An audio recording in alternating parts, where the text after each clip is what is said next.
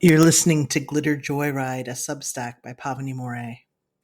How to connect by not doubling down.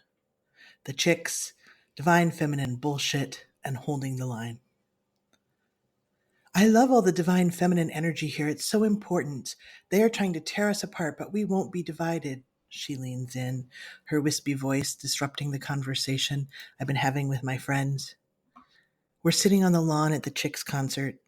We're enjoying snacks, waiting for the band to take the stage, when this white, waify, purple-haired woman sat down on the grass between us. At first, she's on her phone, invading our personal space, but seems harmless. But then she starts talking, all goddess this, women with a Y that, feminine, feminine, feminine, eye-gazing, lavender hair tossing. She is trying to connect. My friend and I roll our eyes at each other and shake our damn heads. Both non binary, we are no strangers to hearing how incredible our feminine energy is. Let me be clear. I love women. I am down with how people want to describe their experiences. Usually I pick my battles about gender, and I often ignore comments like these. After all, I'll never see this person again, but this lady won't drop it. Amping up, she went on and on about the glorious feminine moon, the goddess energy of the crowd, the field of the feminine emanating from all of us. Finally, I'd had enough. The moment I set a clear, kind boundary, I turn toward her and say, I'm not trying to bust your groove, but you're talking to two non binary trans people. The language about the divine feminine you are using doesn't work for me. It's alienating and off putting. You're going to need to stop with that if you want to hang out with us. In my head, I'm putting my money on her not relenting, but it seems for a brief moment that she will stop. Oh, yes, I honor you so much, she replies, chatting about the music for a minute. Great, but my guard is up.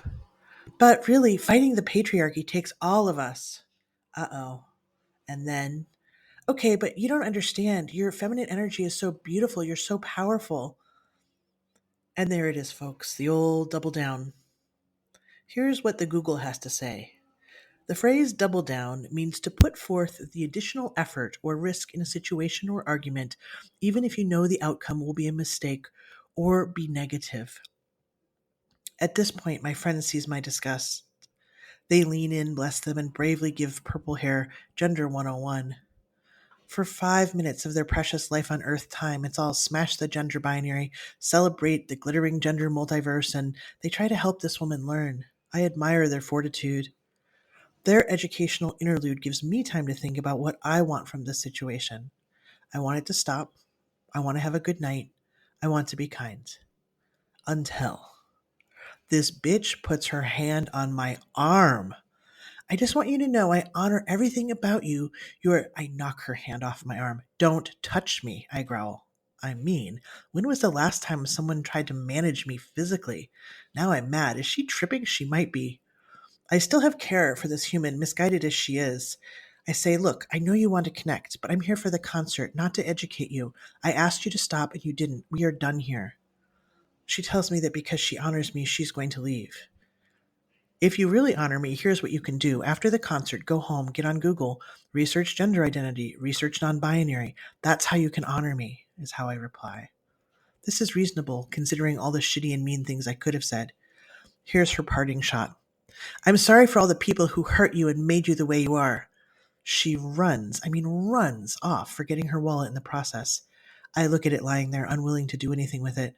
But my friend is nicer than me and sprints after her to return it. They return, laughing. Now she's going to think trans people are so evil, and she likely will. Bullshit like this happens all the time to my black friends, my trans feminine peeps, fat folks, disabled friends, and all of the other folks existing at the edges of what is considered normal. Something about this episode makes me question the doubling down thing. Like, why double down? Since we're at the Chicks concert, it's apropos to talk about their name, formerly known as the Dixie Chicks. Their fans put pressure on them to drop Dixie from their name so their professed anti-racist values would be in alignment with the band. They chose not to double down on keeping the name and instead getting current and working towards racial justice. They became the Chicks.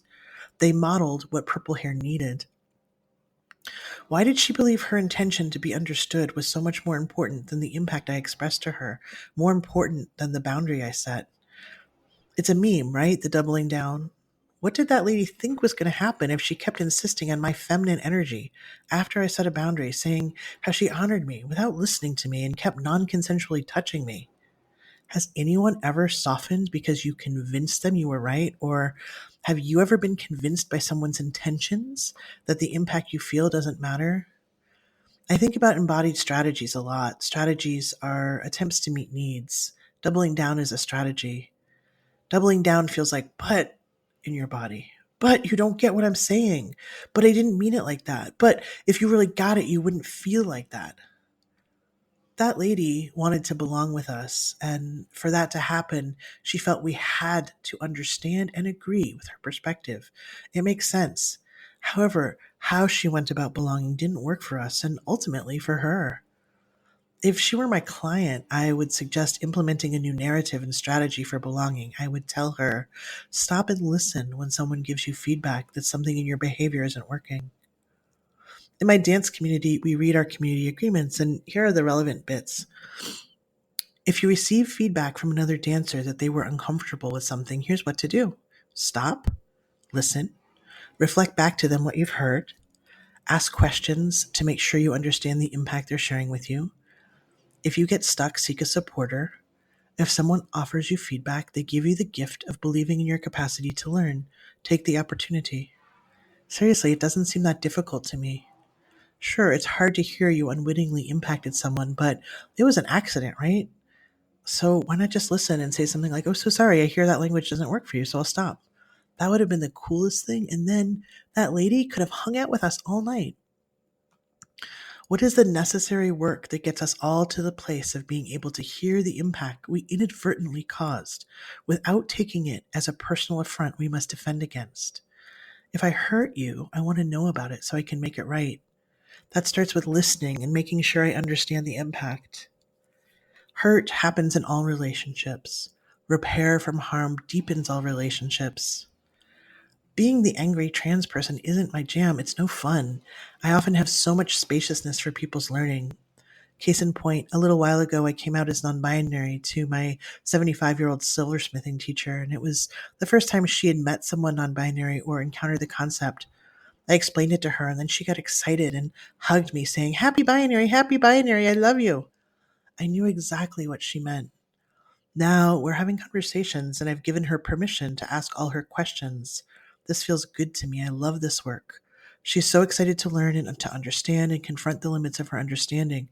When she makes a mistake, she readily admits it. Oh, shoot, I messed up your pronoun again, and we move on. It's just not a big deal. Last thought. I want to double down sometimes too. Being misunderstood sucks. The thing is, I didn't misunderstand the purple lady. I didn't think she had bad intentions. Her intentions of connection were clear. I think the corrective here is to consider that the impact someone is sharing is the impact they experience. You don't know what it feels like to be them. I am practicing listening to the impact I catalyze in others without defensiveness or trying to convince them of my rightness or good intentions. Down with the double down, up with connection.